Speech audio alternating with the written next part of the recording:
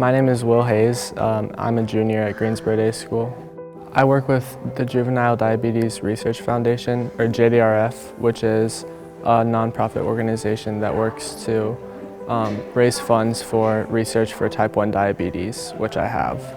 I was diagnosed with type 1 diabetes when I was 12, but my dad has had it all of my life. He was diagnosed when he was 30. The summer before my 9th grade year and this past fall, my dad and I trained and rode our bikes 100 miles to raise money for JDRF. Our first ride was in La Crosse, Wisconsin, and it went through 3 states, Wisconsin, Iowa, and Minnesota, and we raised about $30,000. This past fall, we were supposed to ride in Amelia Island, Florida, but we had a family illness, so we couldn't travel there. So instead, we decided to ride 100 miles on stationary bikes here in Greensboro because we had already raised, I think, like around $20,000. So we just decided to do it on stationary bikes.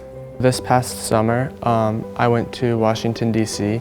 with JDRF Children's Congress, which is JDRF's program that takes teenagers or I think it's like ages like 3 to 17, maybe 18, to Washington, D.C. every 2 years to speak to Congress about funding for type 1 diabetes.